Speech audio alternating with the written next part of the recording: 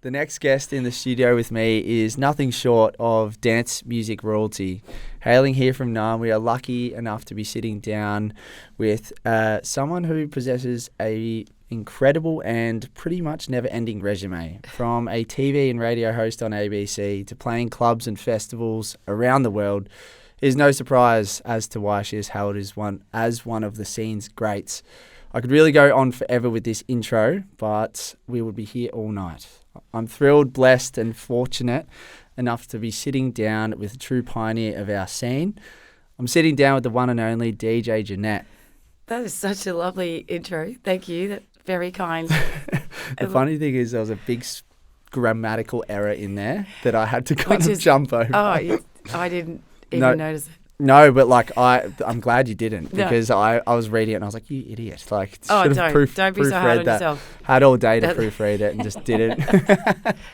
Anyway, how are things with you? Pretty good. Thanks for having me. No, very thrilled to have you on. This is a total honour. And, with that intro, I guess the whole thing being is the longevity. I seem to, the way you've described me, I think, oh gosh, is that what?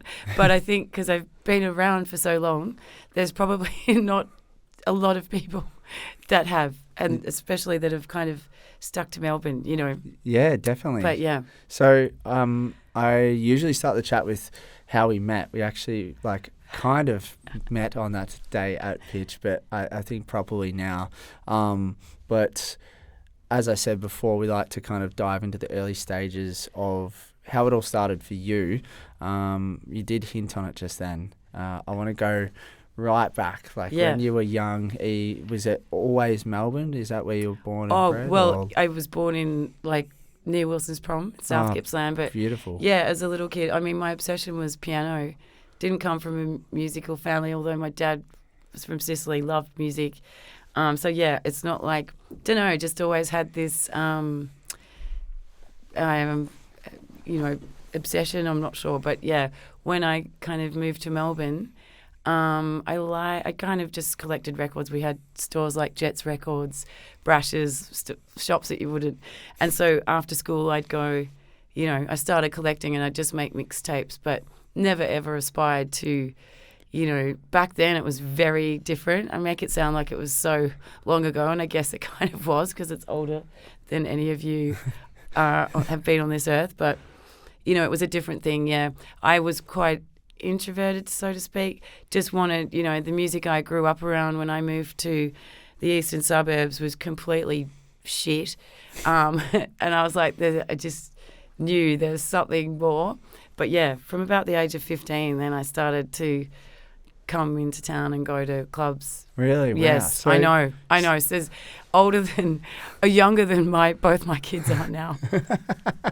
But, I had an older sister and we would, started going. So is that what you were, so I kind of want to get a picture. So, you're at school. What were you doing of a night with your friends, or even if it was by yourself? What was your activities? Probably, we'd all just hang out. But yeah, for me, the music part, the part that I really delved into the most was kind of a solo thing, really. I'd sit in my bedroom, buy more records. Not that I wasn't buying heaps. It was just I had my little collection, but then realised, with a swift stop-start on the record, you could seamlessly put a mix together. Yeah, yeah. And, but yeah, I was super into that 80s kind of, Atlantic Star, kind of boogie, R&B, funk. Yeah. Was the sound. But yeah, and I started at 15 going to this place called Bombay Rock, which recently reopened. But in the 80s, it was crazy, and just the whole vibe of it was just that thing. I kind of was okay, I knew this was somewhere, but now here I am, because, I grew up in the country. It was quite a different thing. And definitely. Also from my cultural background as a female, it was not was not kind of a kosher thing to be doing, and especially back then, there was not many. As opposed to now, obviously it's quite different. And, there's not real emphasis on gender as such, I think. But back then it was a very, very, very male-dominated industry. But I just always wanted to be in my bedroom. It was my friends at the time when I was, I think I've jumped forward. I think I've jumped forward to when I actually started playing. That's all right.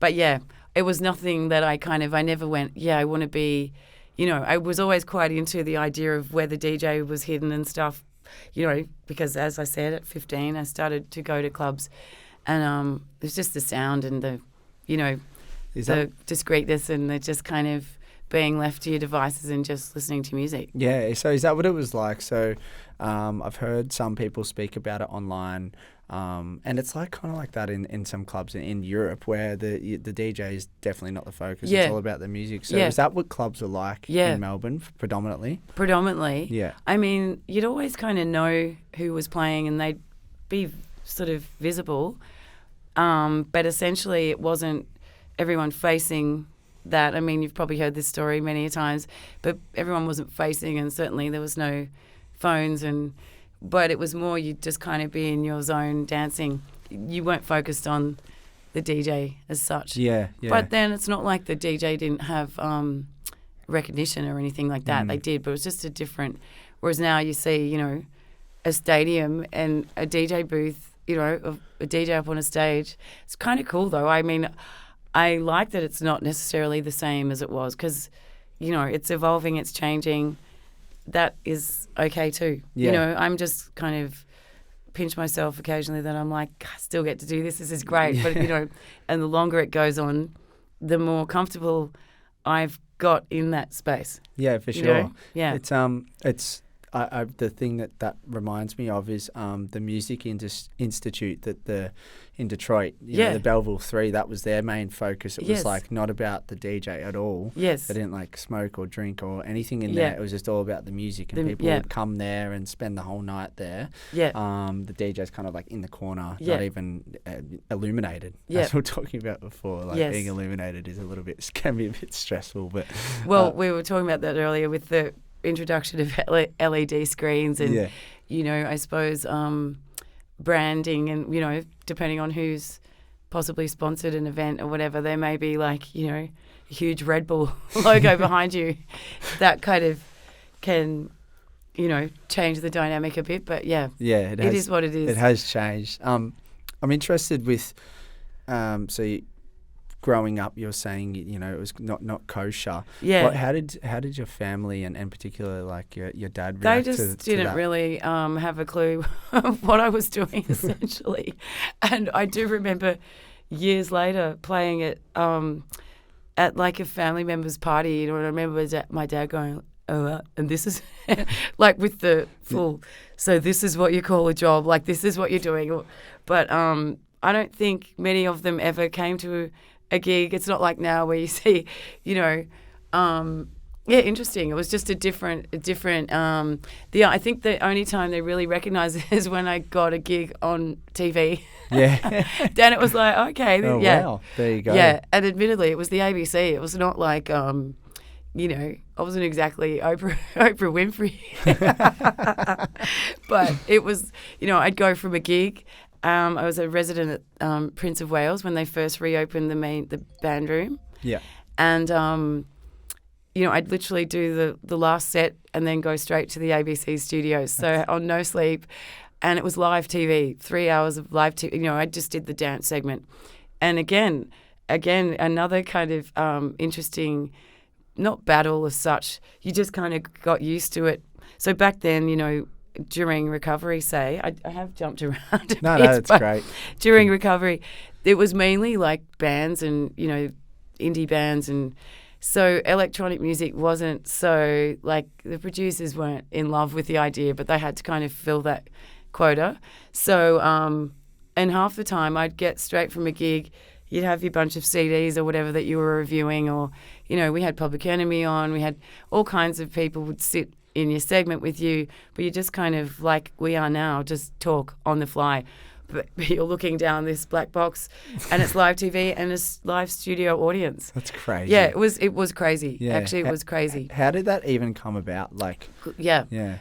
I'm glad you asked that because at the time, I used to go back and forth to New York a lot. Like, in my early 20s, I just obviously once I was super into hip hop in the early 90s, but I'd go back and forth. I'd quit all my gigs. I'd go there.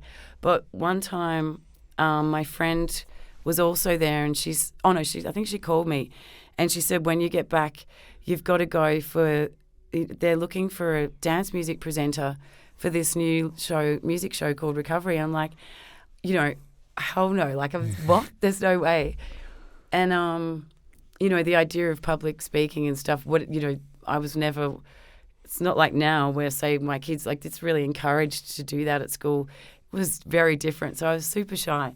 But I just remember thinking, actually, I will, I was going to swear then. But, yeah, you're allowed to swear. Okay, yeah, I will. When I got back, I thought, well, it doesn't hurt. Just go and see what it's about. So I kind of surprised myself. Anyway, when I got there to the ABC studios, it was just all a bunch of girls from agencies. Oh, cool. So talent agencies. They were not involved in music at all. And I remember sort of sitting there going, so I pretty much instantly got the part. Wow. And then it was like, oh, shit. Yeah. But it was fun. It went for 2 years. It was fun. So what was your first time like in front of like the TV? Oh, my God. I'm surprised I didn't wet my pants. It was like scary. But at the same time, just like we've got the microphone in front of us, it was just, I think when you stop to go, okay, that is live TV, that was kind of weird, but you got used to it. But I had the host, he'd run around, they had like a chroma key behind me. They didn't really take the dance music part super seriously, so they'd have Dylan running around and it would create all these sort of patterns and psychedelic, it was very distracting. Half the time I'd get off set and just go, what the hell did I even speak about? But then we had I met great people, and, we recently had a while back, a 20-year anniversary or whatever. A lot of them have gone on. So Angus Sampson was the enforcer. Okay, yeah. Who's now, living in Hollywood. So is Lee Whannell, who was the movie reviewer. He went on to make the film Saw. Yeah, that's right. Yeah, far out. So, and then here we all got together, and I was like, terrifying. Here I am still playing gigs. Yeah. But, pretty fun. What do you think it taught you about yourself, I guess? Yeah, that, like, you are your own kind of, you need to just go in for challenges that you would, being thrown in the deep end of stuff is cool, it's fun. But, at the time it was just like my self-dialogue was like, there's no way. There's no way. But once, just about being more confident and not kind of worrying so much about, I think it's just times are different. And, if I were to have it all, if you were to go back, the wisdom that you gain as you go in life is if only I could have been a bit more less kind of freaked out about, how I would come across, or, because when I listen back, it's like, oh my God, full cringe. It's super cringe. But it was a great experience. Yeah. Because I would never, ever have thought, I'm going to do a TV segment. But it was fun. Yeah. I did prefer when we did live stuff, like the very first festival that happened in Melbourne, apart from all the raves that used to happen, it was like a house music festival. And it was, I've just literally forgot the name. The Apollo Festival. So that was like a Diva, Basement Jaxx, DJ Sneak, Doc Martin. It was just like every single person, Alternate, everyone that at the time had never been here. Anyway, so that was the first story I got to cover on location as opposed to in the studio. It was really fun. Sick. But so did you go around and speak to artists and things? Yeah. But if you look now at what festivals have become, that was kind of the onset, which is kind of cool. That is cool. You touched on it there. What was the rave scene like? Oh, it was amazing. I mean, I think of the Shed 14, which currently is, they're talking about that's used a bit, sinking or no. Oh, that's the one that's sinking. Yes, true. Which is a shame because I went to some amazing. There were a lot of hardware parties and stuff. But, back then it was just vinyl. I mean, huge sound, packed, glow sticks, fat pants, you know. Yeah.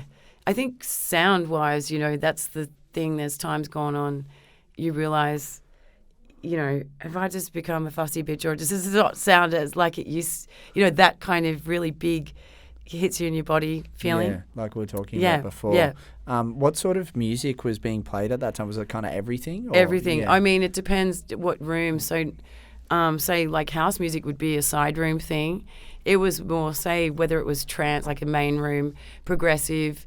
But essentially the music that's now risen to main stage, say, would have been side room. So that's kind of cool too, to see that evolution and stuff. Yeah. I mean, in comparison to yourself, like my journey's been, you know, quite young, being in the scene, but thing that kind of keeps coming up with speaking to artists is like music is so cyclical as to in terms of like what's popular now. I mean, you would have seen quite a few cycles, you know, like trance kind of came back in the last like few years like quite heavily, but that was like, you know, huge back in the 90s and things like that. Yeah, or if you think, say, Moody Man, Theo Parrish, that, you know, people like yourself, like within your age demographic or whatever, you know, that's the stuff that, you know, is really kind of known about and sought after or whatever. But back then you'd maybe get three copies on vinyl, and it was a sound that just a small pocket of us were pushing. But yeah, I often wonder, like, if we were to swap and I were now, like, coming up as a younger, you know, would I have the same... I wonder if I would be so obsessed with the idea of vinyl, or, you know, like, you know, because it's kind of, you know, you kind of, whatever you're introduced to. I mean, now I play a lot of digital vinyl, whatever. It's not really about that as such. But I wonder if I would have, you know, I don't think I'd have the collection surrounding my every waking minute that I, you know, if I were to be... Now, I wonder. You know, and of course I could never answer that. But, for sure. It was a question I probably want to... Let's dive into it now because I'm just been bussing to ask it. But everyone probably already asked you, like, do you have a rough idea of how many records that you have? Yeah, rough, yeah. It's 15 to 20,000. It's ridiculous. But compared to, say, Danny Crivet from New York, who's, you know, older than me, but he has... over 80,000. Oh, wow. So I was like, okay. But yeah, it's a lot. And sometimes... does it stress you out? Yeah, sometimes it does. Yeah. So interesting that you even tapped in. See, you know, I always had this aspiration to have a big record collection.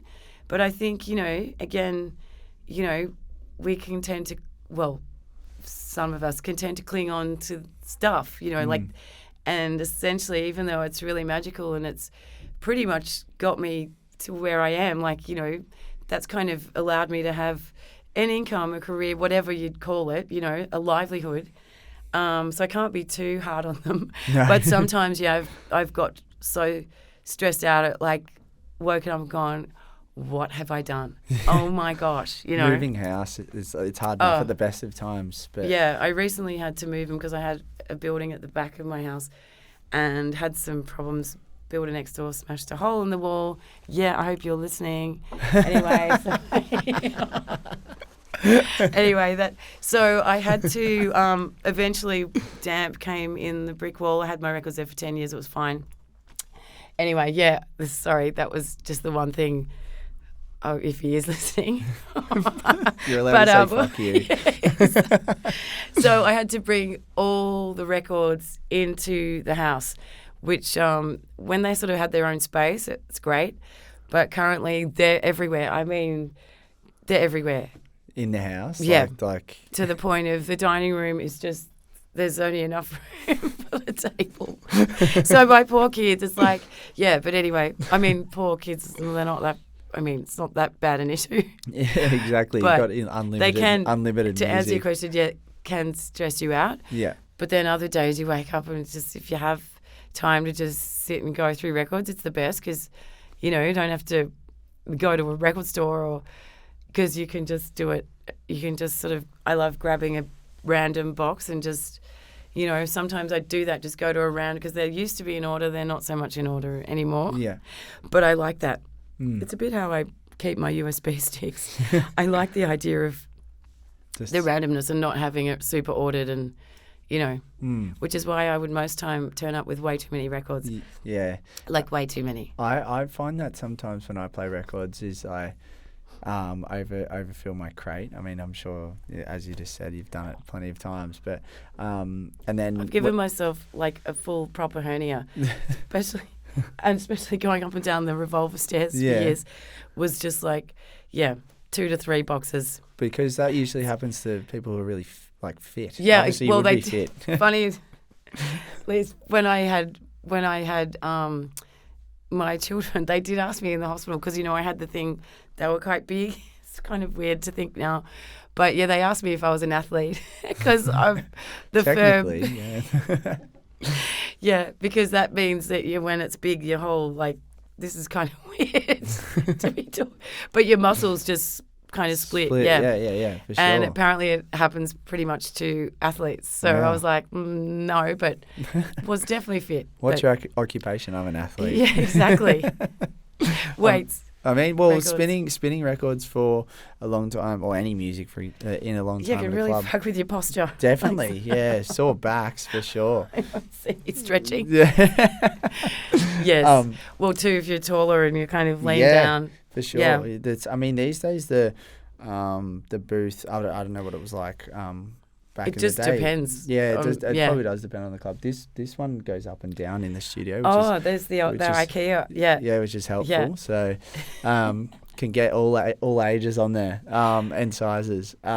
I want to talk about the when you worked in the record store. So is it Central Station? Yeah. Yeah. So is that Sydney based? It was Melbourne was the first one. Oh, okay. But then it was they had franchises all over the country. I see. Yeah. And what was it like working in there? It was amazing. I mean, that was when I came back from living overseas, in my early 20s. I'd been away for 4 years. And, I was so immersed because I lived in West London in Ladbroke Grove where they have carnival, so this is a few decades ago. So for me, it was just like sound systems everywhere. Again, I got to go to some blues parties, which would be like there'd be a house that was people were squatting in, empty houses, and you'd pay £5 and they were called blues parties. And I literally caught the tail end of them, thankfully, because it just changed my life. It was just the best. So you'd walk in, it was just rammed with heads, and the sound was just insanely amazing. But yeah, dark, just heads bopping, an MC in the corner, and just the most incredible sound. So I was there when Jungle began, which was crazy. In a car park, and just hearing this sound that was like, what in the actual? This is insane. Yeah, tried to bring it back when I was playing at the Lounge, my first residency. I tried a few times and the owner was like, if she does that again, she's out here. But we'd always throw a few in. Yeah. So, yeah. when he ducks out or they duck out, just get out. And but yeah, I guess in the context of it wasn't quite the same because, again, it was just a new sound. Yeah. God, it makes me sound ancient as hell. But, still alive to tell the tale. So, yeah. So those 4 years in West London, so were you playing gigs and everything over there? Oh, I just was collecting, No, again, I was just too shy. We'd have DJs come in. I mean, I'd spin records and stuff, but I think I did my first official gig, but it was just more, I did. It was my first one there. Then when I came back, I was mega depressed. And so I just randomly rang Central Station. I thought I need to go somewhere where there's import music because it wasn't like now you could just look up stuff. If you weren't, local record stores didn't have all that imported, 12 inches. So the only place I thought I could stay connected, and that's how it began for me. So they were like, yeah, actually, come in. So I got the job, and then it was, then it started. Yeah, then it started. Yeah. So you're working there, was that full-time job? For years. That was when it was on Flinders Street, which is now the House of Golf. So if you've ever been there, know how big that store is. Huge. Huge. Well, they first started off in the city square. As a teen, I used to go, because people would there was breakers that had, so the shop was there, and then there was this kind of area where breakdancers would go. and, you know, music from the shop or whatever, or, you know, they'd have a big boombox. So, yeah, I'd occasionally go there. So I knew about it, but, yeah, the House of Golf one was just next level. Wow. And it was full of records. Like, it was full of records. So it was crazy. That's crazy. Your music knowledge and just everything you would have been exposed to just would have been like yeah, well, I wild. suppose you can just never, there's just always other shit that you just didn't know about. And you know what I mean? And something I always wonder about people that work in record stores, and I love going to record stores. They're assholes? No. So it's like something I'm always interested in is when the records come in. Sorry, I didn't mean anyone that's strange. No, I meant back then, yes.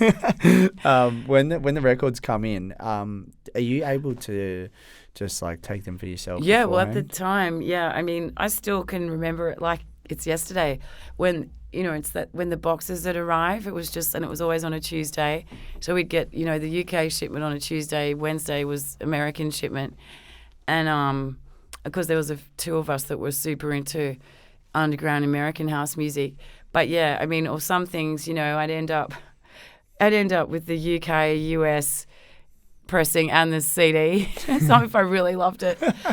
Gosh. That's cool, kind of. Like, before you can get it before it goes on the shelf. Is that what you're saying? Pretty much, but yeah, we could do it to some degree. Like, I would often look after mates, like as in, I'd have sort of my regular mates or customers that would come in, and they sort of, yeah, I'd create their piles, or, you know, everyone had their pile of stuff. You go, oh, they're going to love this. But yeah, it's just so very different, and brand new records, you know, some of which we'd have 3 copies, some of which there'd be 100 copies if it was, you know. So all those 90s hits that, you know, all those 90s tracks that, you know, now you would hear people playing, which is quite amazing. Like you said, it comes around again. Yeah, it's like a full cycle. Yeah. And, or some things are like going on Discogs for, you know, some crazy price, and you go, holy shit, I remember, holding that record in the store. Yeah. It is wild. And there's some old tracks on Discogs that I've really, really weighed up purchasing. Yeah. And it's just like just a little bit too expensive. My one that just sits rent free in my head is Expander by Sasha. Do you know that song? Oh God, I mean, Sasha was huge. Yeah. What label was that on? I mean, I can't. I actually. It's not the next time it's we not speak. Bedrock. I'm gonna go. It's not Bedrock, but it's. I forget which label go, it's on. Ricky, you know, look what I've got. Yeah. I'd love that. I'd love to just go, here you go. Yeah. So yeah, mental note. I'm gonna find it for you. Sitting at the dinner table, like, there it is. I'm going to find it for you. I don't actually think I was never huge on Sasha personally, and that was the stuff that at the time, you know, like Carl Cox would come into town. He was huge. We had this guy, Willie Tell, who you've probably not heard of him because, you know, he was like our Carl Cox. He was huge. They played all the few big raves and stuff. But yeah, Sasha often came out. So when Sasha music, we would get copies. So I know I'm going to find you a copy of that for sure. that would make my whole entire career. Yeah, I've just been so close. Some of those old mobile DJs that used to, you know, someone out there's got it for sure. As in, it's just sitting in their garage. Yeah, for sure. I'm keen. Yeah. Something that obviously has happened with you know, the development of the music scene has been the decline of vinyl and people playing it as much, and clubs, as we've kind of spoken about, not having it set up properly and reliably at times. Yeah. How have you found that for yourself? It's interesting. I wonder if the decline, if there's really a decline in people searching for it or buying it. I mean, maybe for a while, in saying that, when we did have so we closed in 2006, we had a franchise of Central Station, which was myself, Andy Frost, Jim Kay, and Mike Toner from Thick as Thieves. We called it, first we were Central Station, and then we went independent as Here Now BC, Proprietary Limited. So we were where, above the juice bar on Elizabeth. It's now Captains of Industry. That was our record store. Yeah. We did close down them because the onset of internet buying did affect us. But I reckon I don't know if, I mean, more record stores have popped up. I don't know if less people buying records. I think it's still, They are, yeah. Because Natural Selection just closed Well, down. true, just that's recently. true. Yeah. But there was also, that's true. That was also because of building, like, so there's a rent number. That was yeah, an increase of rent Yeah. and things. And Charles kind of just got to the point where it wasn't feasible to be able to do it. It can be a really challenge. And markups, it's very hard to, like we were talking about shipping and stuff. Yeah. It's very hard to, make a living off it when you might be making $2 off a record. I don't know. Yeah, exactly. Yeah. And it's also hard as well. I'm not sure what it's like now, but I remember during pretty much, obviously everyone during COVID and everything just got so hard onto the productions, which is great. We saw so much new music, but there was that huge backlog of wait times for vinyl and pressing. That's and right. I wonder if that's possibly had like a flow-on effect to the industry and the decline of vinyl, because there was just like an influx, and then I don't know. I'm not sure how it. I know works. that now, not necessarily just people aspiring to be DJs. I think aesthetically, it's kind of. I know my son had mentioned this to him. Like, it's kind of aesthetically cool to just have a section of records at your house. You don't have to be a DJ. Like, just looking at them, being able to grab a record. I think a lot of younger generations are into that idea. So 100%. That's kind of interesting. I would say like most of my friends that I can think of would have records. Yeah. And that aren't DJs. Their favorite artists, they buy the physical media because then that's theirs. As we're kind of talking about. And they've chosen it. So I didn't read the full article, but on Resident Advisor just today on Instagram, it's talking about how because of the algorithms and stuff, we're almost being dished what music we like. This. Yeah, I read this, and it's shaping people's tastes. Yeah. Again, it's like, well, it's AI shaping your taste as opposed to, say, back then. The reason I think I ended up with so many records is, I used to go to Dixon's in Blackburn. I mean, this is way back. You couldn't listen to stuff. So if you knew, certain musicians on an album, or you couldn't just sit there and listen to stuff. You had to take a punt. Really? Yeah, so you'd go to the counter. Okay. Sometimes, come out with a pile this big, and only that many were records I wanted. Some would be duds. Or 10, 20 years later, you might still have those duds in there and you go, oh, actually, this is fucking sick. Or, yeah. So, but just very different. Whereas now you kind of, say, on Beatport or whatever, you'd buy a bunch of songs. You scroll down, you can see, or Spotify, it's the same thing. Yeah, it gives you all which the is kind of amazing. It is. But at the same time, that article had a point. I was like, yeah, that's, I'd never really looked at it like that. Yeah. I've always seen it as like a benefit to me. But it did make a really good point. It was really interesting. How have you found the development of social media and its impact on the music scene? For you personally? Oh God, for me personally, well, I'm just forever being told, like, you're so shit at like posting. I'm not, like, it's not the first thing. I think I've slowly gotten better over time, but I guess the idea of, it can feel a bit me, but at the same time, I like elements of it because, you got to let people know where you're playing or whatever, but that's not kind of a habitual thing for me to do. And I'm forever being told by people like, can we just like fix your social media? I'm slowly, but I like the idea but I do think too, you can compare yourself or if you're just starting out and you see, it's less kind of just yourself evolving. Maybe there's certain pressures to, to post certain ways, and definitely there's that element too. So, but again, I'm probably not the greatest person to ask about that. I think it's great because obviously you can then, see what people, your friends that live in, the US or whatever, are doing. It's kind of creates this accessibility. Definitely. But I think the idea of creating a profile can be outweigh the craft of it. That bit I've probably not sort of found super.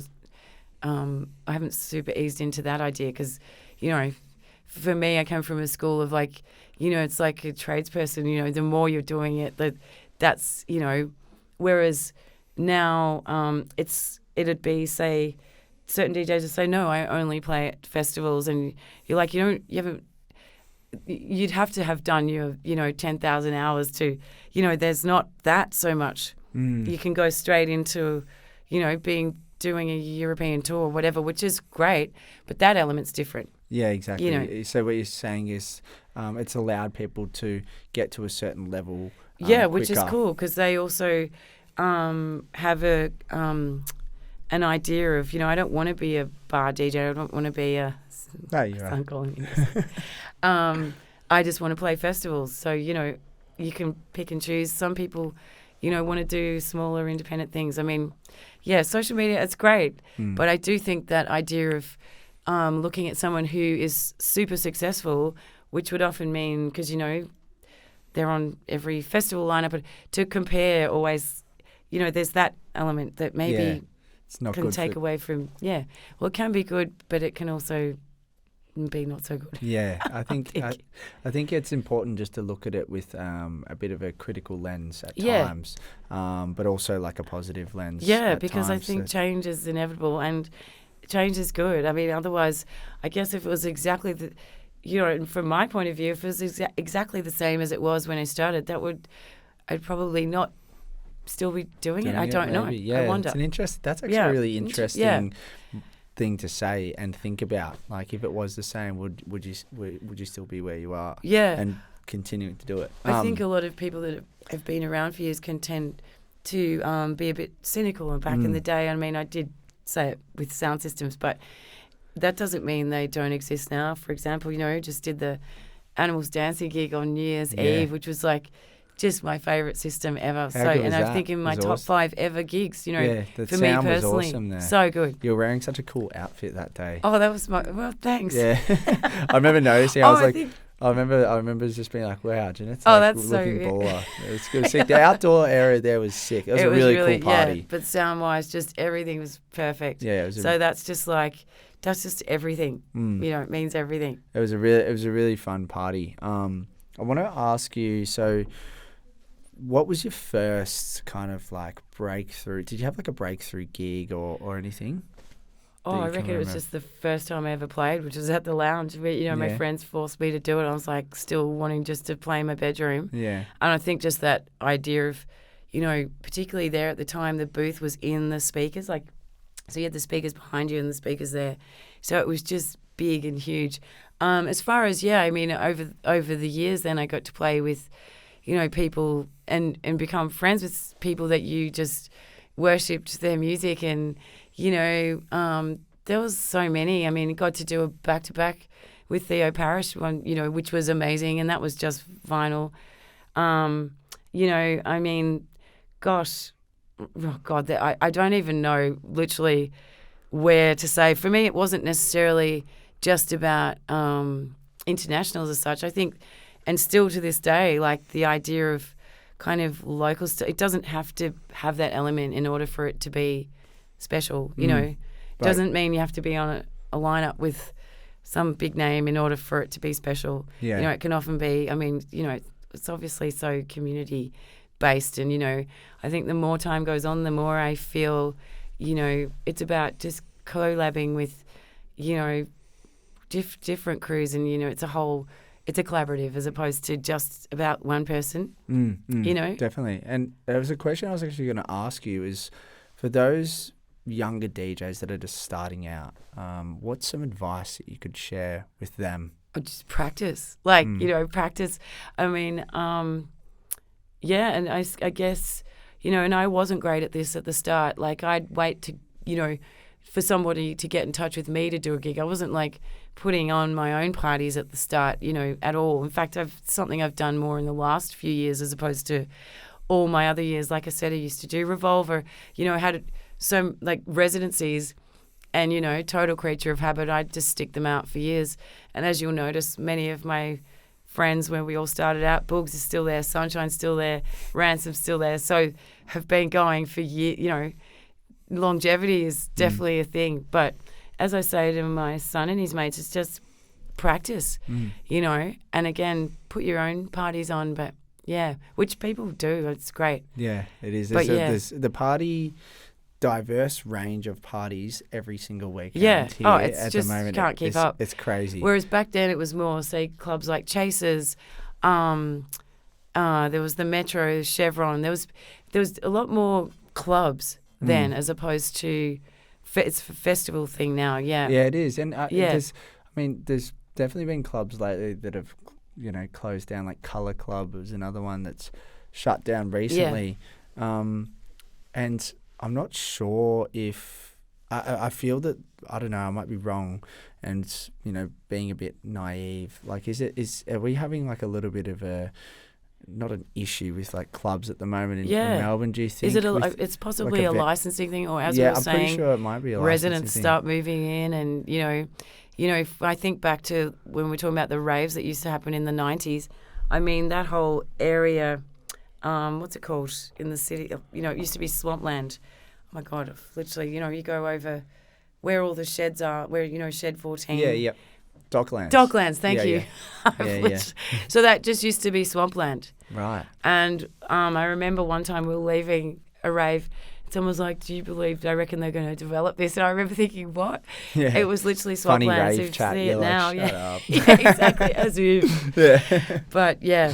Well, and then ATET obviously had all that. Oh, that was and I mean, that was seemed like a super bum deal because they were so lovely. It's still kind of happening at the moment, I believe. There's still like the court case and everything happening, because what actually happened is they had all these agreements with council, and they've done a backflip on them. Which because really probably someone, with kind of, there's a resident that has some kind of pool, has been able to manipulate it, and which is really sad because they've put so much time. Jake, the gentleman who started it with the crew, great guy, and put his life into it, sort of thing, over the last 6 or 7 years to like build it all up and everything. That just totally sucks. Yeah, I hope they get to reopen. Yeah, me too. And it was just I liked it because it was a unique space as well. Yeah. Even though it had even though it's like a little bit out the way in comparison to everywhere else, I liked it because it was a unique space. That's on the also water. the beauty of it. Yeah, exactly. And it's cool. And the staff that work there are really lovely as well. Yeah. And so I really am hoping that it kind of can get back. Yeah. But it's just such a shame that that's the case. And that's the sort of stuff that really kind of that can deflate the scene. Yeah. And the amount of people that are associated with that, it's not good for, your and also confidence and everything. You can hear some music. Yeah. Like fuck off. Like, it's just such a weird thing to whine about. Yeah, and it's it's during the day. They were there was day parties too that finished at like 11:30. It's not. Oh, they're everywhere. They're just lurking everywhere. But it's terrible. It's a shame. It would be a super challenge to own a venue. Like, definitely. Well, speaking of venues, I want to talk to you about Music Room. Yeah. So. I don't own the music room, but yeah. But yes. So I want to get a little bit more of an understanding of your involvement there. Do you just like curate it, or did you have like did you design it? Like, what's the?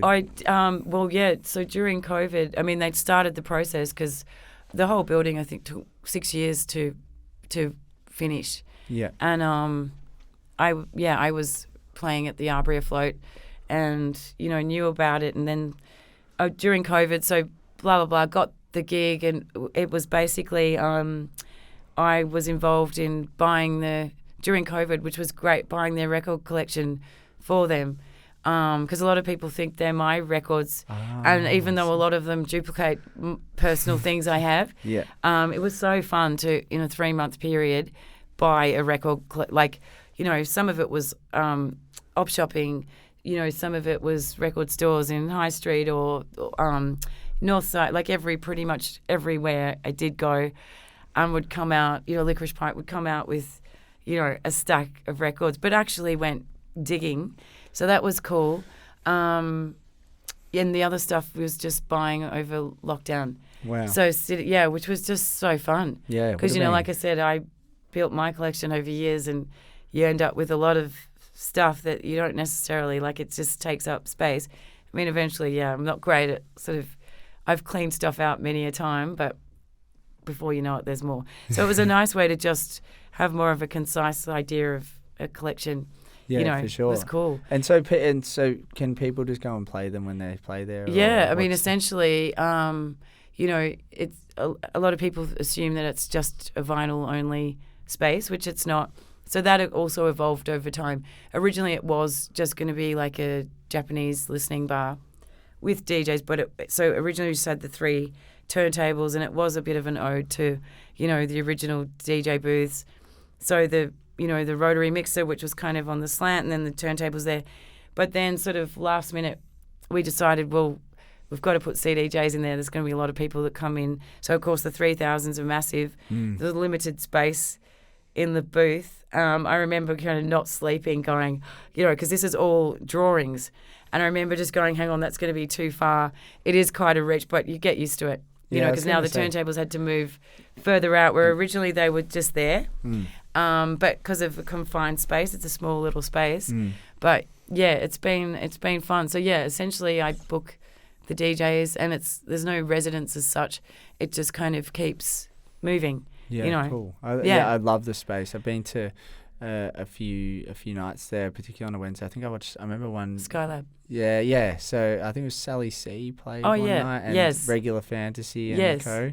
That was a really, really cool night. When I look back at the lineup of people we've had play already within less than 2 years, it's cool. And I think that's the beauty of, it's nice having residents and stuff, but it's nice just kind of giving everyone, like, it's sort of pretty much a bunch of people get a shot rather than it just always be the same faces. Yeah, exactly. Keeps it nice and Says fresh. Me. It's been around for years, but yeah, I think I really enjoyed that aspect the most of, because at the start I didn't play there a lot myself because there were so many people to get in, and So but I love that. Going to you playing, like, I'm interested in, like, what's a week look like for you? As JNETT, like, talk us through a week. Not just because of gigs, I mean, I want to know like everything. Like, you must be so busy. Like, well, busy. Yeah, I mean, aren't we all? Like, we're at a time now where I feel like anyone you speak to is just busy. Yeah, you kind of have to be busy in order to survive. Or what do you? I'm not sure. Not necessarily the most. I mean, organised chaos would be my. But yeah, I mean. Now, I probably say do 3 gigs a week. It's not like I'm not gigging every night by any means. But then sometimes, I might have a whole cram in 1 week. And, I don't know. It's all different. It's fun. I have a few residencies currently doing the music room Thursday nights called The What. Okay, cool. So that's been going really well. Yeah. And that's nice to have again, after I just said we don't really have residencies. I'm not necessarily playing, every week, but I'm running the Thursdays. So that was something that was just going to be temporary, but so far it's been cool. It's been going well. We had Austin Lade, we've had Fred P, we've had DJ Bone come through. Yeah, that was awesome. I think I saw a photo of you two. Maybe. Yeah, possibly. Yeah, and for that one actually, we had 3 CDJs. We had a pioneer mix. It was different. And he was from the get-go. It was just so sick. It's definitely one of my favourites. He loves to, he said at Strawberry, I remember he played like a Frank Ocean track over the top of like a Detroit. Yeah, he's like track. A prop, like DJ. Like, it was just so exciting just to hear, obviously from that era and from where he's from. It was just exciting. It was like proper DJing. It was great. I listened to a podcast with him on there, and he was really interesting. He did some really cool stuff, particularly during COVID. Yeah. Ran some like listening parties. Right. At some clubs there, and he just spoke really well and was a really interesting character. So when he played at Strawberry, I was like, definitely going to go watch him because like I kind of know his story and everything, and I love it when you know. Was that the main stage? No, it was Deep Jungle. Yeah, nice. Yeah, he played after it was like the Interstellar. Neurotic Erotic ran their showcase with a bunch of artists, and he was part of that. It was a really cool afternoon of music. And when you think about it, actually, and obviously my association with the music room, the amount of people constantly coming through from wherever, like it's endless. It's great. Yeah, 100%. So that's exciting. And I love the interior design and the lighting and the sound. It's such a nice space. It's a very intimate space. It is. It's really nice. But it is. It's super fun. So I think the more, it is fun. But yeah, you'll have to come in and play. Yeah, that'll be fun. Definitely. For sure. I'll have to bring some like nice house records in or something. Yeah, and again, see. like you did ask, so yeah, the records on the wall are there to be played.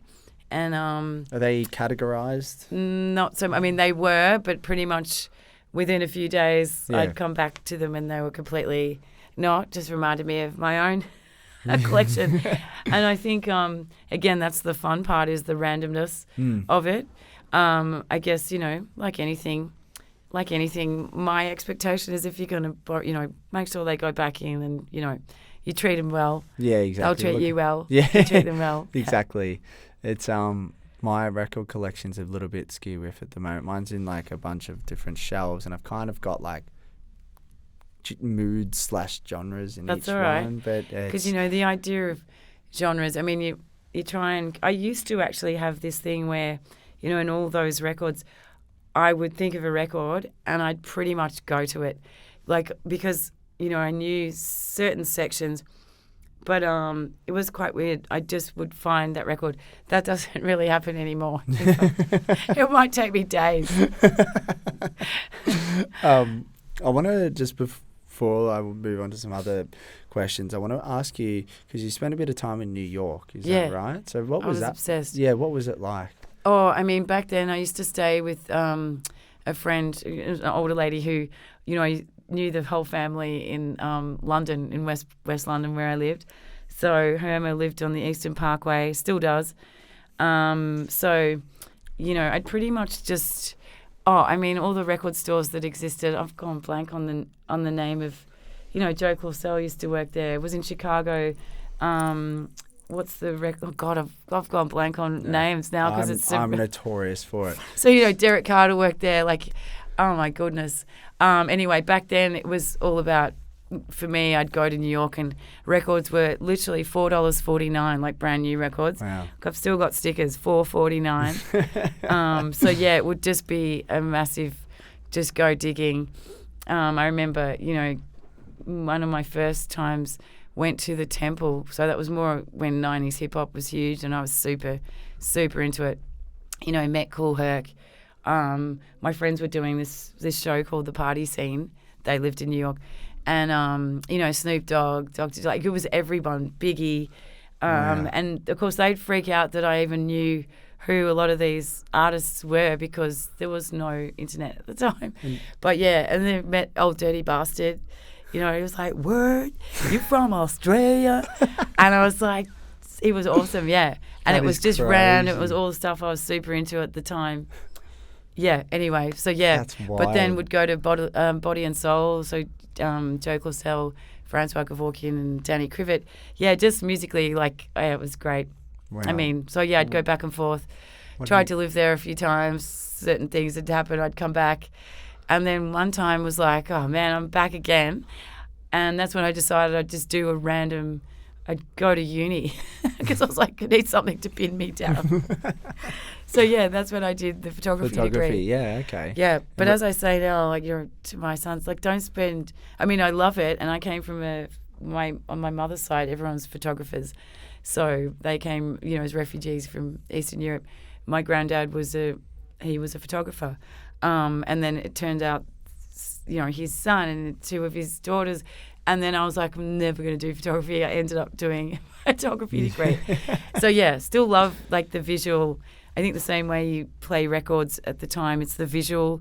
The visual thing was just not as strong as the sound, but that was a real connection as well. Like having, you flick through records or you'd see a record on the wall and you notice the picture. Yeah, the artwork. First, Yeah. That's I was collecting a rare groove, jazz, funk. If you see the cover, it's just a big part of it. Definitely. Yeah. And all of this amazing life that you've been able to live so far, obviously it's had its trials and tribulations, but yeah, to live so far, that's it. Yeah. But doing, being in this sort of world obviously has its challenges. How have you been able to juggle all of this with children? That is a really good question because there's so much more within that. It's a good question, but somehow, it's somehow have gotten through it. Also, maybe a creature of habit. I was never really. I didn't love the idea. I think even just before I had children, where the pressure was like, and I think that's why I went and did a degree in something else. And I tried it. I became a photography assistant for all these Georgia Postolides and other. So we did a lot of overseas trips. I get to Miami, and Miami Music Festival's on. I get to Chicago. I go to the Smart Bar, to see Heather and Derek Carter. Like everything, everywhere I went, I had this epiphany and went, "Who the fuck am I kidding? I don't want to stop doing this. This is like, it's not even necessarily a conscious choice. It's just like, it's just part of your being, Yeah. But yeah, maybe I don't know what point in my early 30s, I think I struggled with it the most, because that was when you'd get the most like societal pressure. I'd always get asked, so when are you going to stop doing this? Like now I just laugh at 20 years later. No one dares ask me anymore. In fact, it's the opposite. It's like, I have people saying, oh my gosh, I'd love to be doing that, or it's interesting. Definitely. But it's like societal pressures, isn't it? Because yeah, 30s, especially it's back like, then. I mean, you get to a point where it's like just no one even bothers to say it now. Yeah. but you're right though. Like the societal pressures. Yeah. At 30s, it's all around that age. Yeah. Anyway, it's always like, you should be, buying a house, getting married, having kids. It's like that kind, or you should be established within your job or whatever, or what people deem as the right way of doing things. That's true. So, how did you go dealing with that? Did you struggle or? Yeah, 100%. So like super did. Yeah. Super struggled. That kind of, well, I suppose you allow, possibly because you're questioning it yourself, or what came first, the chicken or the egg? Is it coming at me because I'm putting it out there, or is it coming at me and then I'm wondering about it? Yeah, I don't know, but I think it got to a point where I was like, no, this is I love this, and apart from the craft of doing it and the music, I love this element. Like I love that I can be sitting here with all of you, and kind of still be interacting on a level, like on an equal level, not like, I wonder if I were to do something else. I don't know. I think that's a big part of it, the social, the interactive aspect of it. Yeah. Yeah, for sure. I feel like that's just as important. Yeah. Was there ever any point that you felt that you couldn't do it? Was there any, like, I know you questioned it, but was there like a point where you're like, oh, maybe I really should, go down a different path? Oh, 100%. Like, definitely, I think if I had have thought differently, things may have been well different. You become your own, you create your own limitations. Back in the 90s, I'd always be told you should be going to the States, or you should be doing that. You should be doing that. But deep down, it was like, I would say, my inner voice would be going, oh, no, you really can't. Or, you'd limit yourself.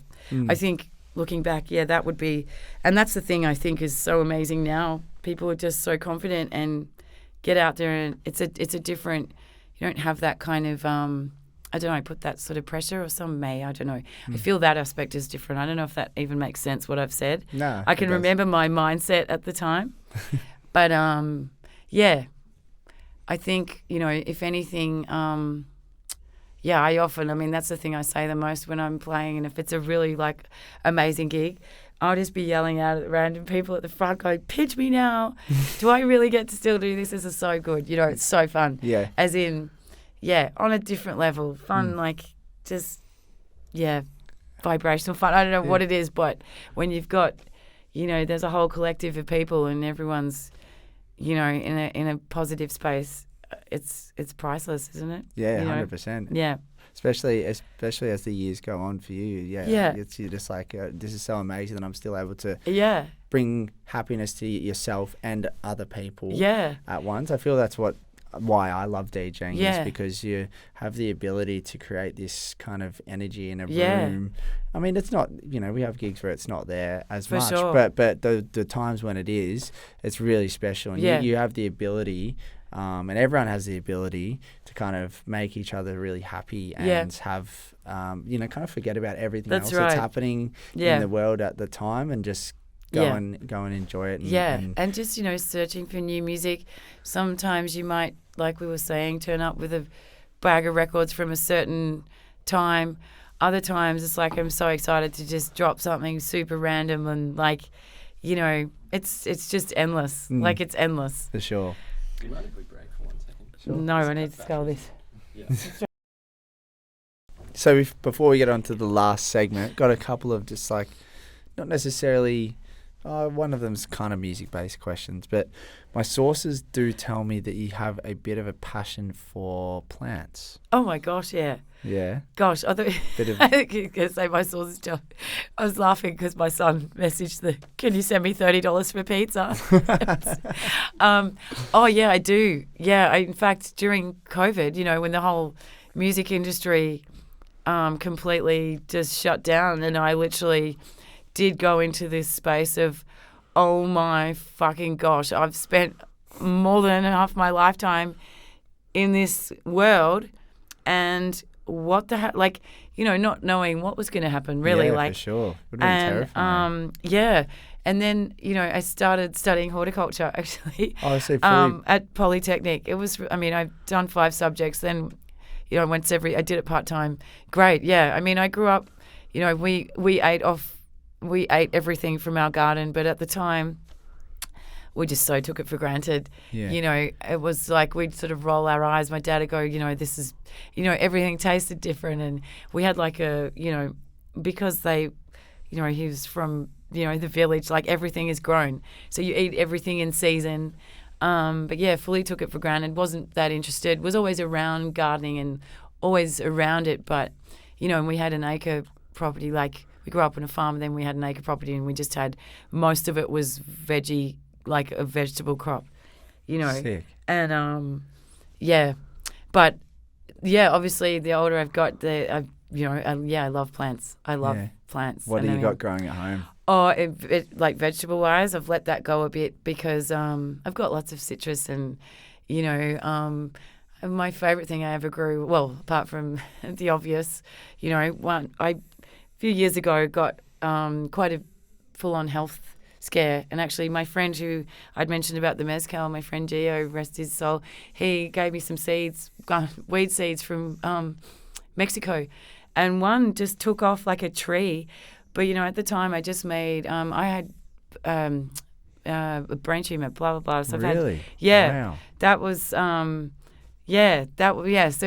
many things happen, and I think that for me was probably the biggest one. Is it going to affect my sensitivity? It was a real scare, and but turned out to be the biggest blessing, one of the biggest blessings in my life.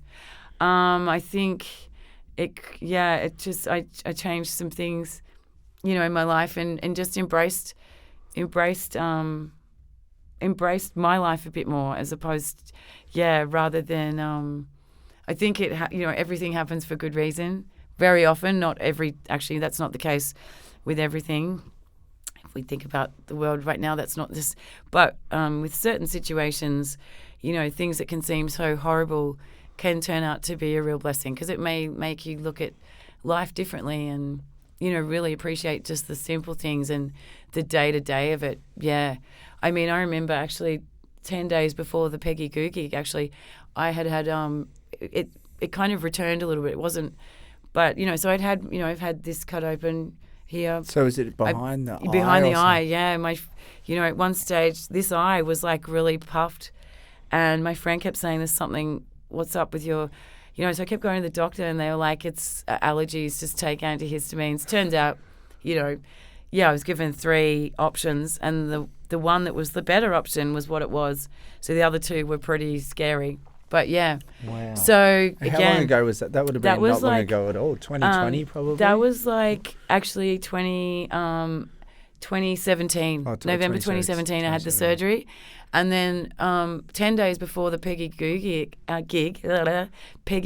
at My Music Bowl, which for me was just like, I don't know if you were there or saw how ecstatic my face was. Saw the photo. I was just like, literally had, you know, gone from having radiation treatment 10 days before with this horrendous thing screwed into my skull, and just going, what the actual hell is going on? To 10 days later being in front of 14,000 people on a massive system, I was like, oh my God, life is amazing. Wow. So yeah, Crazy. that wasn't to tell that story for sympathy or anything like that, but more it's all part of the story, part of the journey. Yeah. And like something that really shakes you up, and especially, I've had people close to me have, health issues and things like that. My mum had breast cancer, and it makes you really, it puts things in perspective. Yeah, definitely. Is probably what I'm trying to say. Definitely. And I guess from what you're trying to say, it kind of made you, tweak some things. Yes. And that's what COVID did for people, right? Yes. That's so many people kind of realised, and it forced people to realise what the most important things are. And family was like a big part of that, and like home life, and that's changed the dynamic of working and school. That's an interesting one, because the whole model of that is just so, I don't know, archaic. I don't know. It's weird. The idea that they spent students spent 2 years just all of a sudden at home, not part of that dynamic that is so ingrained into you since from your first days of going to school. Like, it was it's just weird. And I find that even watching with my own kids, that going back into that world was really challenging. Yeah, because definitely. for 2 years you didn't. And of course in Melbourne we had it like next level. Yes. I do remember at the time standing out the back feeling so like exhausted with life, going, okay, need a break. And it was almost like the next day this lockdown stuff happened. It was like, oh my gosh, I couldn't have asked for a better break, because it's like it's inevitable, like you have to take it. Yeah. But then it kind of went next level. It was like, okay, this is now not Pretty so hectic, this isn't so fun, especially having 2 children. Yeah, 2 children who during yeah. that time would have been like fairly, ages where you're developing and everything. And I really, really during that time, and trying to support them. Yeah. Without an income. Yeah. I mean, it would have been really tough. Yeah. But during that time, like, I remember just thinking, like, the teachers having to navigate Yeah, classrooms oh my and gosh. things like that, just So full on. So full on. I know, But- and really not getting what they just deserve, really. Yeah, and I think it created, and you might be able to speak on this firsthand, a divide because what happened with the kids that were quite intelligent, they were fine and excelled, but the ones that didn't necessarily have slip through. Yeah, they really slipped through, and it created this big Totally. divide. Yeah. Which is really sad, and also just the emphasis that's placed on, scores and all that stuff. Yeah, It's full that on.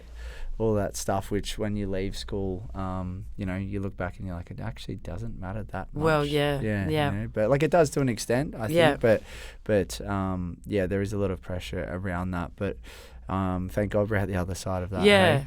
Oh Yeah. my gosh, it's almost like, did that really happen? Yeah. Yeah. A bit of a blur. But again, just make you appreciate it more. Yeah, exactly. I think the days of kind of going, oh, I'm so tired, or no, it's just like, no complaining. Just like, let's just get on with it. Yeah. Exactly. Drop the needle and let's go. Yeah. This is one from a source, and he actually did kind of mention it.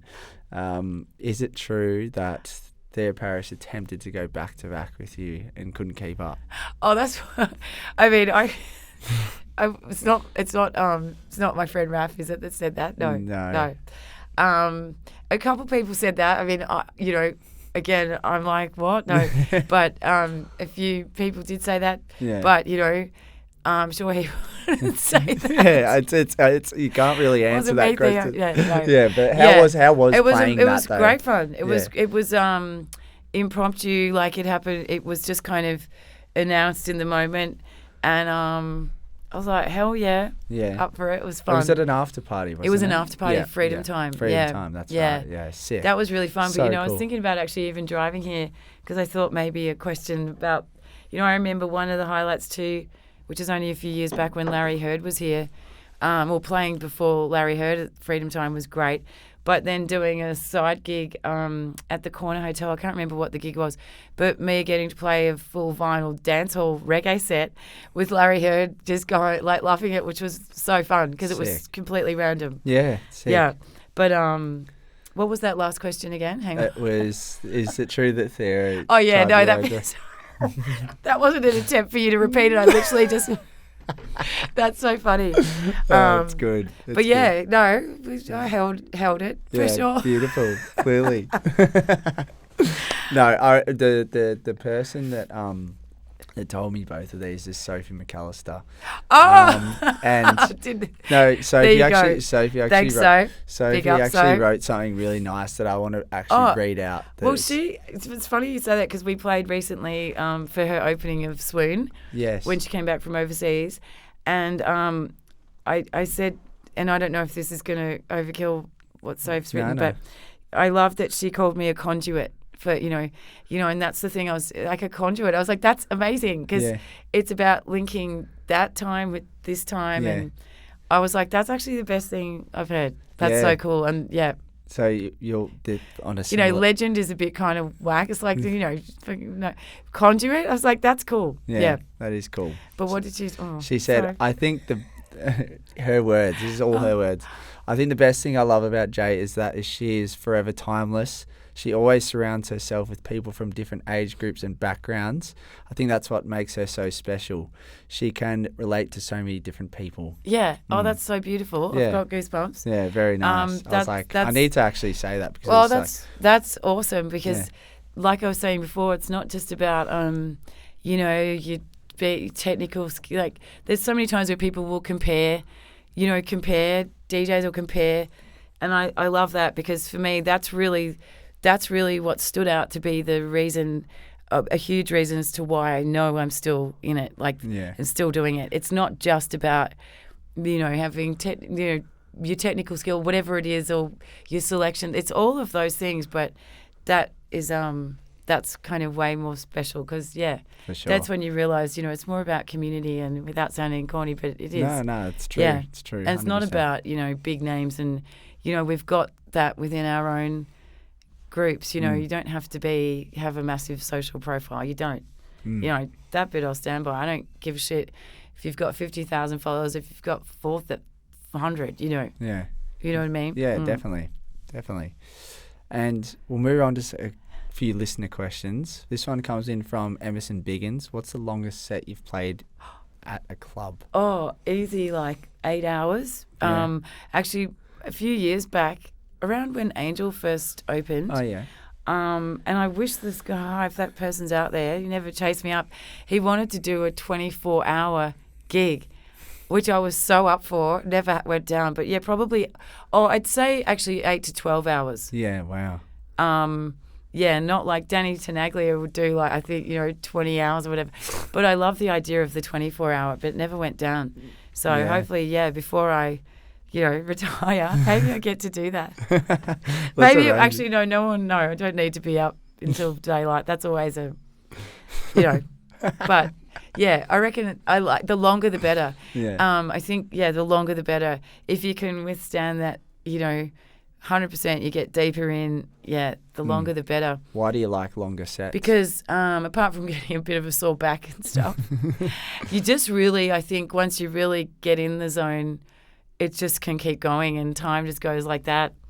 And you just get to delve deeper and play more, maybe diverse sounds rather, in saying that I also love to just slam it out for 2 hours, like just get out there and rinse it, but yeah. It just depends. Yeah. I definitely am down with a longer set. Yeah. But not all the time. Sometimes you relieve there's like 2 hours of power is just perfect. Yeah. Sometimes I get to the end. I mean, I haven't played anything longer than I don't reckon longer than 3 hours, I don't think. But get to the end of even sometimes a 1 hour set and I'm like, whoa, kind of exhausted. Yeah, It kind of just depends on the set, the crowd, what sort of set you're doing. Like especially... I don't know, for me anyway, playing records, it's like pretty new to me. If I play like an hour vinyl set, an hour and a half vinyl set, I'm concentrating a lot more than when I'm playing on CDJ. So I get to the end of it and I'm like, ugh. Yeah. Like a bit of a blob. Totally. Yeah. And like I was saying earlier, like say all my years at Revolver, I was like, don't come and chat with me while I'm playing. Like I'm in the zone, Yeah. Now I may be a bit more loose. You'd be having it depends what the gig is. But yeah, I really like to just be fully in the zone, and you have to concentrate more. Now I think after so many, years or so many hours, on it, you can multitask a bit differently, because people sometimes laugh at me going, hang on, how can you be responding to my question whilst in the mix? But sometimes it's just, again, like doing it with your eyes shut or whatever, but sometimes, yeah. That's so good. This one comes from, it's a username. Excuse that, it's my other right. son. It'll be pizza money again. SSR4, what's it like to play on pitch main stage? Oh, so sick.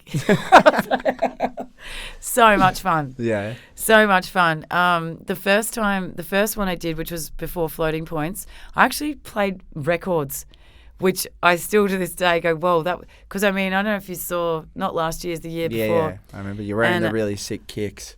Oh, is that what one? I have on? The Nike kicks. Yeah. Oh, do you remember? I was behind you. That's so cool, yeah. But the first main stage pitch that I did, the Friday night, they hadn't set up all their lighting and stuff yet. So sonically it was amazing. Visually, seeing it the next night, they had all the kind of laser, True. and all that effect that goes with the sonics. I was like, damn. But sonically, it was just crazy. Yeah. And yeah, like I said, I didn't have one record jump, because I like to have the decks and CDJs. So you might play an a cappella on the turntable while you've got. So just getting to do all of that, yeah, pitch was just so fun. Yeah. And, like tech wise, just so good. Really sick, yeah. There's nothing like anything, like there's a sound person right there. It's just the best. And, it just sounds so big because I do like it big. Don't like shitty tinny sound. I like just big sound. That I don't think I'd ever get sick of. Where's had the best sound that you've played in Australia? Do you think? Well, obviously, like I said, actually, the Animals Dancing gig definitely would go down for me in my top 5. I think just all the elements of everything, but sound first and foremost. Years ago, there used to be a club at Chevron called Freakazoid, and that was, I played with Frankie Knuckles there. Wow. Yeah, played with him twice, That's actually. Crazy. One time, the first time, was in another club near our old shop on Flinders Street. I can't remember the name of it. It's down the side street. I'm not one of those people that remembers every single name. Like, I remember the space, but can't remember the name. But so I played 2 hours before Frankie Knuckles, and the decks were just, I don't know if they weren't balanced properly, but it was just a workout. It was so upsettingly like not set up right and frustrating, but I plowed through it. He comes on, not even 3 records in. I get on the dance floor, not even 3 records in, and I was a little bit still. I was like, damn, what the fuck? That was so full on. He jumps on. Within the 3rd record, he just goes, pulls the table up and goes and walks off. Really? Yeah. And I was like, flip the table. If I'd have done that, I probably never would have worked in the city again. But yeah, he literally flipped the table and he goes, fuck this, because it wasn't right. It wasn't right. And he wasn't being a prima donna. Like, he deserved to do that. I just remember thinking, duh. Like, but I just plowed through it. Yeah. But yeah, that was a highlight. But then again, playing at Freakazoid at this club, which was sick. Proper DJ booth. It was definitely a really great house night in the late 90s. Yeah. Sick. Yeah, still have the T-shirt. Yeah. What do you think, going back to that Frankie Knuckles thing, every vinyl DJ's got their horror stories. What do you think your biggest horror story is that you can remember? That's one of them, definitely. Yeah. Years ago when, what was the festival? When My Music Bowl, when it was just records again, but in saying that, again, you had tech people, but we'd have to put you'd get a masking tape roll, so the records, because on all that sound and the vibration, you'd start, or, you'd always test first. Say Meredith, Golden Plains, it's just the best because you get to check all your sound. They'll roll the booth that you're using in. It's all just done so well. I can't say there's not been too many horror stories in that level. There's always some solution. Like this one was, you'd get the masking tape and you'd put about 100 rubber bands over it so they crossed over, and then you'd sit the feet in that. Oh, wow. That so really works. Properly absorbs Yeah, it. exactly. It just so it it really worked. That's things such a like that good where idea. troubleshooting. Yeah, great. But probably just shitty places where, like I said, they use the turntables are treated like a coffee table. Yeah. Or just where, the speaker's so crap, maybe, that upsets me a little bit. Do you put much time and emphasis into cleaning your needles and needle care? Probably should, I am like, I do this. Yeah. I have the record spinning and use my T-shirt. No, I probably should do more. In fact, Miss Goldie just recently gave me some alcohol swabs to clean the head shells. Not mine as such, but, in the space we were playing. And that I always think, God, I should have been more onto that. I always took record cleaner.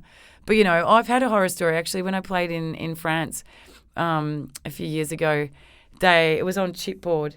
The stage was on chipboard and the sound guys started packing up the band setup whilst I was playing. And so where one of the panels crossed over and they're jumping about and, playing to this festival and, someone at the time says, oh, Jeanette's got dirty records. And I was like, and that was a friend of mine. I was like, that's not actually it. They're jumping on the chipboard and it was annoying. Stuff like that isn't fun. It's never nice, is it? I played at the children's farm not long ago, and there was a built-in stage and everything like that. And my friend who was playing before me, I was playing my first ever full vinyl set, so I was obviously pretty nervous. Yeah. But we did like sound check and everything prior to that, and it was all fine. But obviously when it's like full and you're up and about, the stage is kind of bounces a little bit. And so when I got up there, my friend was like doing it. It was Sam Alfred. He's like, bro, you're playing records. It's like your funeral. It's jumping around heaps. And I was like, okay, well, whatever. Like, anyway, I was like, got my USBs back up, but I actually just didn't. So it was like, oh, well, we're here now. And I was midway through a mix and like I was mixing quite well and I was pretty happy with how I was going. And then obviously like the needle skips. And so for the rest of the set, I just had to tiptoe around. I couldn't dance or anything. No. I just had to like stand there like this very awkwardly. It's not fun. Yeah, but again, it was kind of like at the end of it, it's probably to this day still my favourite set I've ever played. Because, there you go. There was all these things that kind of you had to work through and troubleshoot and like think on the fly and like just adapt to it. Yeah. And, probably in terms of my vinyl skills then compared to now, probably vastly different. But just for me, it was like overcoming that barrier of playing my first vinyl set. I had a lot of my friends there. The sound was like the best sound I've played. They had four-point function, one sound system in the barn there, and it was just rocking. Like it was really fun. Walking away from that, I was like really sick. Yeah. So there's nothing beats it. Those ones. And nice. a few jumps here and there, that's okay. Yeah. I personally would rather walk into a space and hear that than hear someone who didn't hear something that's completely synced and perfect. I'd rather hear that human element of some little error here and there. Whereas people get really, oh my God. But to me, that's totally more than fine. Because it's way better than hearing something that's just so aligned and perfect. Yeah. Because of technology or whatever it is. You can hear it. Sometimes you can hear it. Yeah. Definitely.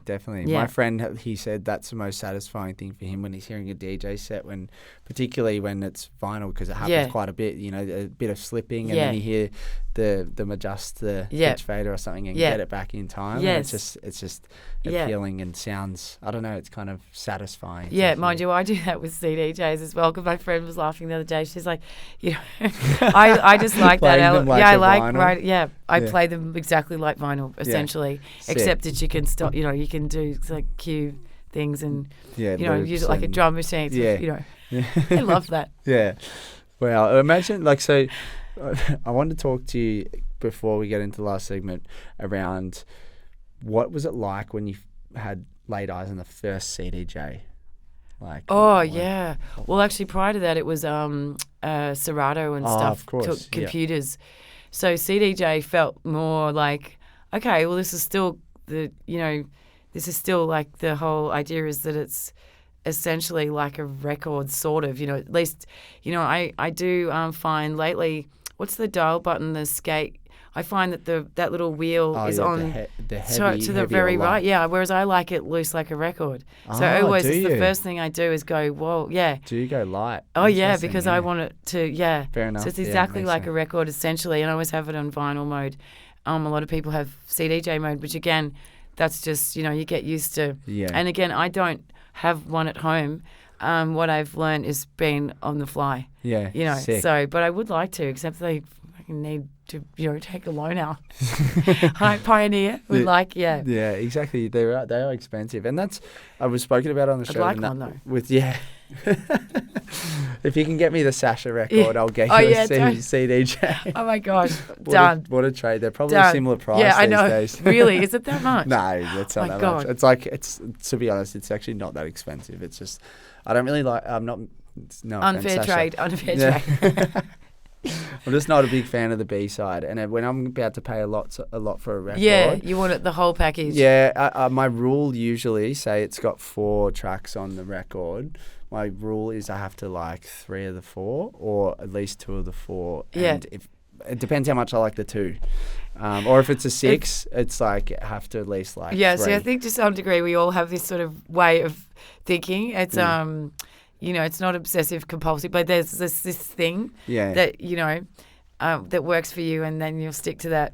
Eventually, you may it's like me actually when it comes to getting rid of records. Especially when we had the record store and we had our whole second-hand section. If I'd go back, it's instantly. It's amazing what comes back to you just by hearing an album or just pulling out a 12 that you haven't played in years. And there's always just that one little version where you're like, oh, my God, I can't get rid of this. It's just too good. Yeah. And I'm not one that sat there and recorded stuff. I've done it with certain things, particularly a cappellas, that you can't. But I don't sit there and digitize my music. I've probably done it. I could count on 2 hands how many times I've done it. Yeah. I should, but I haven't got time for that. So I just get different music digitally. Like you know what I mean? It's a different way of playing, but it's equally as fun. I love it. All right, so we're on to the last segment, which is called Drum roll, please. Last segment or last question? Okay. No, it's the last segment, so it's just quick fire questions. It's called Ricky's Quickies. Oh, sugar. Okay. And so, just don't ask me what the first record I ever bought was. I used to hate that question. Like, who gives? No, and plus that's not something that is necessarily a quick. I should have actually pre-warned you on the last question, but I reckon you still might be able to get it because I just reckon you will. I'm getting nervous. Yeah, no, it's fine. All right, so favourite gig you've played recently? Oh, Animals Dancing. I mean, I've mentioned it 3 times. Yeah. And Friday night at the 24 Moons with Love Above and Wolf Music. That was so fun, yeah. Sick. Go-to karaoke song? Oh, I experienced my first karaoke. It was only just 2 weeks ago at this corporate gig. I've never seen it on the fly. I've never actually been in a space where they've done karaoke. So I would say for me, okay, J. Rue the Damager, Come Clean. It's a rap. It's a hip hop song from the 90s. It's the one song that 25 years later, I still remember the lyrics. Love those. It's weird. Yeah. Love those.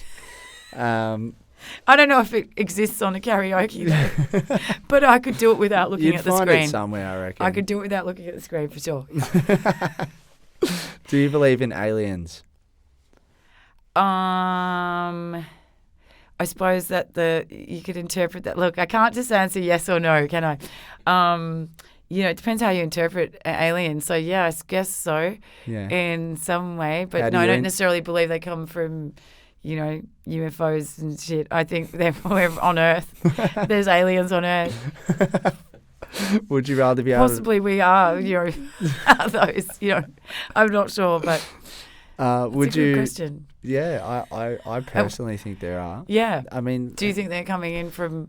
I don't think they're necessarily going to disrupt us or anything like that, but I think that the universe is too big for there not to be other life out there. 100%. I mean, I'd love that. I'd love to the idea come to think across ants one. Are, yeah. Yeah, true. That's a good point. Necessarily, they might all look like that. I'm not sure. But I think they're in the form of other things. Yeah. Yeah. Okay. Good point. Would you rather be able to fly or teleport? This question's come up before. Fly. Nice. It's all about the journey, not the Yeah, destination. Yeah, fly. beautiful. Favorite local venue to play at? Music room. Nice. Nice plug. It is great. Fully music room, yeah. Yeah, sick. Thursday nights, the what? Would you rather be able to speak any language or speak to animals? Already can speak to animals, I think. No. Oh, gosh. Well, I don't think, a language is like a verbal thing. I don't think with animals necessarily it has to be verbal. It's kind of an energy thing, isn't it? Yeah, Like it's an a really- eye lock thing, Or, I think energy thing. Yeah, I love that. That's actually the first you've interpreted that. The first guest to interpret that. I like love that. way. Yeah, God, it's just nice. Yeah, that's a good question. What would your last meal on Earth be? Oh my gosh. Oh, I'm hopeless with stuff like this because if I pick one, then it's kind of unfair to something else that I might like. And it depends on it depends on how you were leaving. Like, if you're really sick, your whole appetite would be different. You just be, far out. I don't know. I do love food though, but definitely be something savoury, not sweet. Yeah, Can okay. yeah. Yeah, that's nice. Is that good? Yeah, that's good. Definitely savoury, not sweet. Really Thai. really something Thai. Like, I narrows it love Thai down. food. Yeah, I don't know. Shivers. I don't know. Thai I'll food. Do you think like driving pad thai? home. Do I'll you go. like a pad see ew? Oh, 100%. That's I love a pad. I just ordered one 2 days ago. Nice. Yeah, That's one of my favourite Love. dishes. So we'll go pad see ew. love that. Yeah. Yeah, nice. I love that. Who is one artist you'd love to have dinner with? Oh my goodness. Again. Who would I love to have dinner with? As in, do they have to be really famous? I mean, No, it could be anyone. I'd probably, if it was someone super famous, say Stevie Wonder, Yeah. which would be amazing, I'd probably go, I have no idea what to say. So, any artist who's doing something like unique, Cool. actually, it doesn't have to be, any artist who is doing something amazing. Or Lee Barry would be, but what if they're no longer alive? No, Yeah. you can say that. Yeah. That's a good one. And And that's an artist that my DJ Kitty knows who that is. But this person went to RMIT years ago. Was very cutting edge for their time. But weirdly enough, I lived in a shop top in Carlton for years, and this woman I knew, Diane, I was doing music for Fashion Week for her, and she was like, full on smoking. And one day she walks in and she goes, "Darling, oh my God, Lee Barry used to live here." And I knew who that was because I was a student at RMIT. True. Anyway, so that was cool. So it just depends. Yeah, nice. I like it. Maybe the animals, all the animals, all the animals you can communicate with. Again, I love these questions. You didn't ask me, what was the first record you ever bought? That used to be the first interview question, I think. Or you'd read an article. That was always the, Yeah. and of course people half the time, they probably bought something super shit, but they'd always say something really amazing. Yeah. So, oh my gosh. I don't know what the first one I bought is. It's too hard. Yeah. And mine, that's, yours is so far. Well, yeah, I'm longer. pretty sure Prince, we had, my sister and I had Sex Pistols, Prince. That was super random collection. Michael Jackson. Yeah, for me again, I was into, I had a lot of cassettes. Oh, yeah. So heaps of cassettes. Still have many of them. Could suggest there's possible hoarding going on. Oh, gosh. If you could be any animal, what would you be? Oh, my goodness. Can it be an insect? Yeah. That didn't end up as a Mexican salt. We talked about. I love dragonflies. I love stick insects. Oh, yeah. Actually, stick insect. Nice. Oh my God, there's yes. I don't know. Yeah, the insect thing seems to have come up a bit today. We were talking about mezcal. We were talking about mezcal and dipping the orange into the into the bug salt. into the bug salt.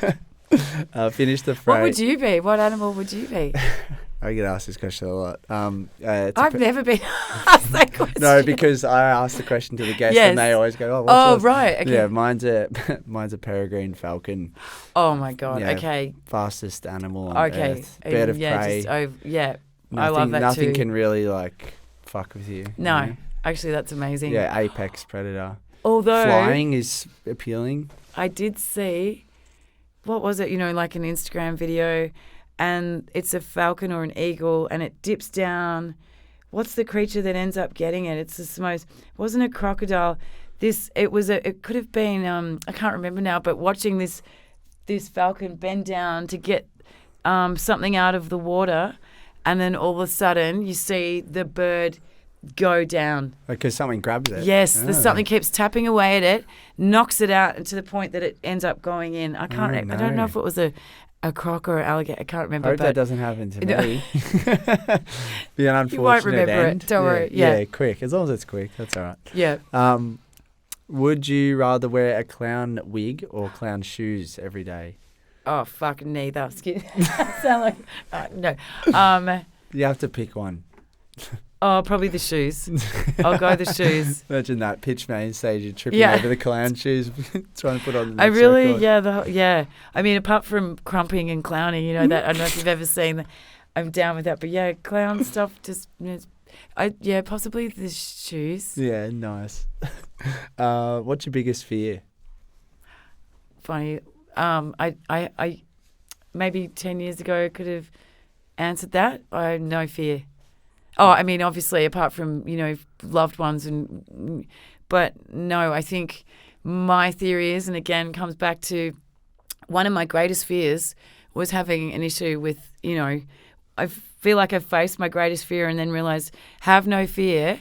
That's the motto, no fear. I'm pretty sure it's a brand, isn't it? No fear. Oh, yeah. No fear, is because a whatever brand. you do fear, inevitably you will face at some point, and that I stand And so by. having something wrong with your brain Oh, was a massive 100%. fear When I of was a yours. teenager, my mum had spent a lot of months in a neurology ward, and for me it was the greatest fear. Then when I was a student at RMIT, one of my lecturers had brain surgery, and for me I just could not get over it, literally because it's a fear. And then Yeah, we're confronted I with just it. think you will face fears, have less fears, have no fear. I mean, yeah, that I can clearly say. It's a good motto. Love that we ended it on that, because I was going to say that earlier.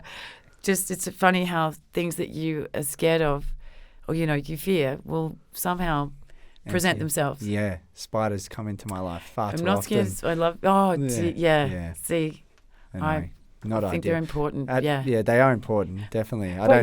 I'm not one of those people that would kill a spider. I would always grab, get it and let it. Yeah, catch it. Yeah. I'm fair trying to enough. make out like I'm some kind of saint. I just don't believe in killing them. Yeah. Fair enough.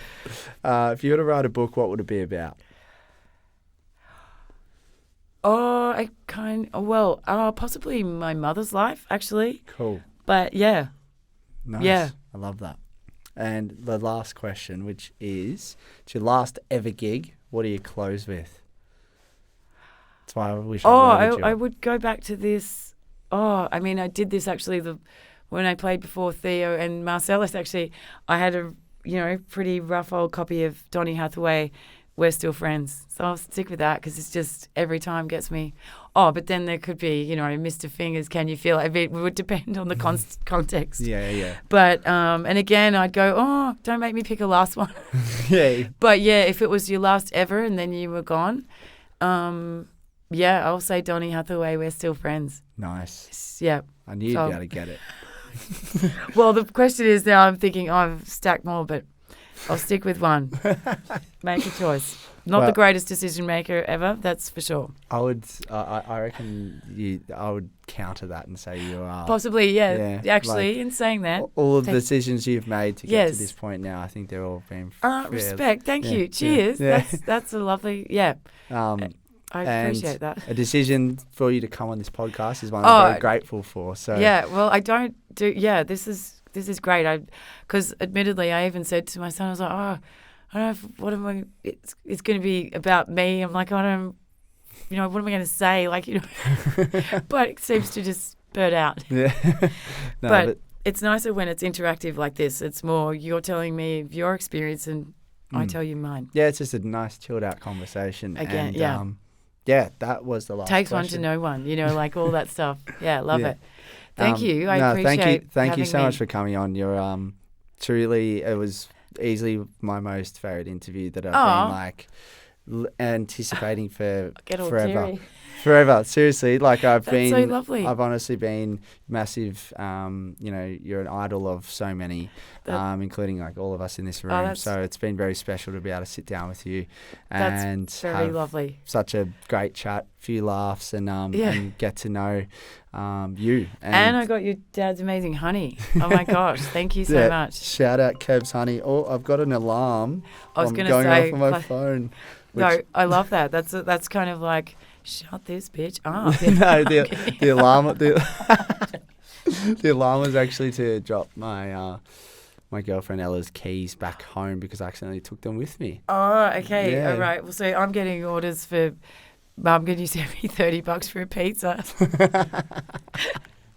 That's too funny. That's so good. I love it. Oh well, we did it in right timing then. you know. We did. Oh my God, time flies when you're having fun. Thank you, JNETT. Thank you for having me. I really do appreciate it.